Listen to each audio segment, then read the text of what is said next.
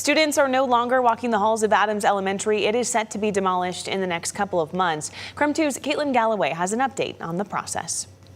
By this time next month, this building behind me might be completely gone. Spokane Public Schools says they are on track with the Adams Elementary School project, which means demolition in February and new construction as soon as March.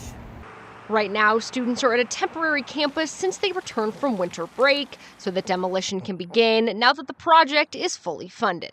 That's gone really well, and now we're beginning the process of abatement and salvage leading to demolition. That'll happen over the months of January and February, when we're hoping that by the end of March we'll be ready to start new construction.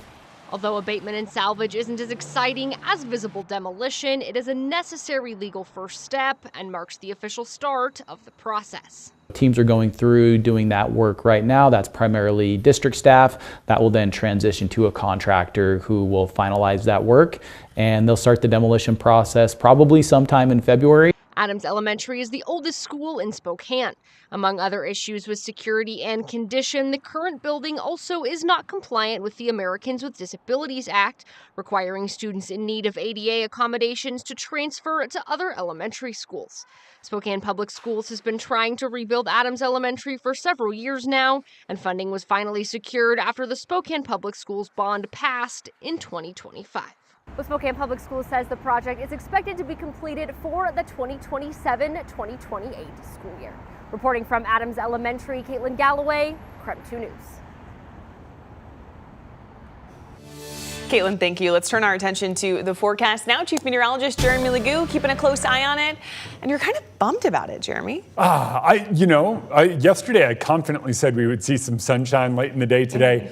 And admittedly, there's not been a great chance of seeing it any day that I've said we are going to see it. Okay. I am just looking for it. Tomorrow, I don't think we have a great chance. So watch, we are now going to get to see it. Our temperatures sitting basically where they were this time yesterday. We're back in the clouds, but the clouds are a little different. They're a lot thinner. We had that disturbance slide through. We precipitated out a few flurries in a few locations today, and then more of the same.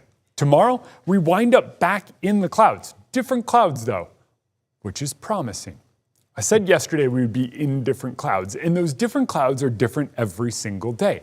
And that does wind up making a difference by late Thursday, when we'll eventually catch a break in them and see a little bit of sunshine making its way through in eastern Washington and much of North Idaho.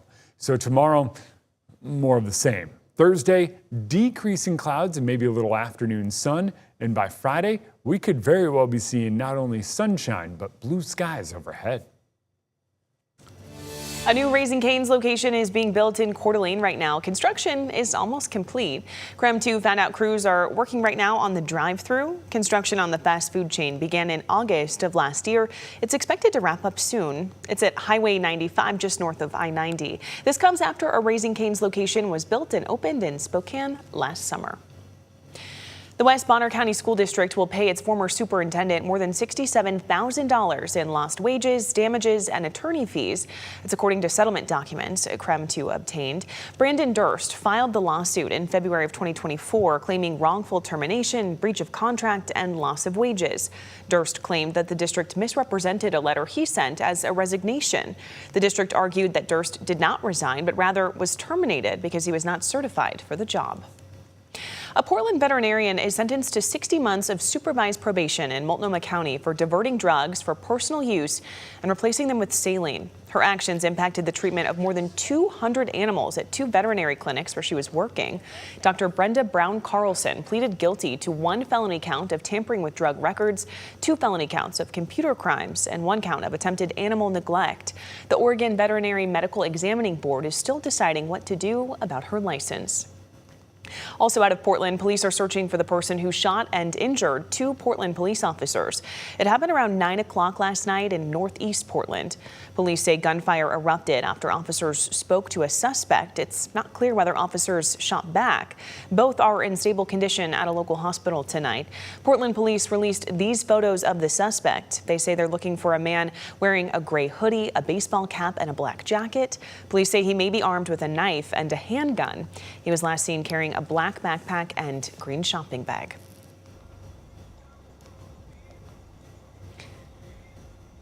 So new video here shows the moment that a driver became one of the 21 cars involved in a massive pileup on I-5 in Milton on the west side yesterday morning. You can see their car suddenly spinning around in the center lane after hitting debris in the roadway. WSP says it began when a two-car crash sent a muffler and debris into the roadway amid very foggy conditions. 3 people had minor injuries. Medics took 1 other person to the hospital as a precaution.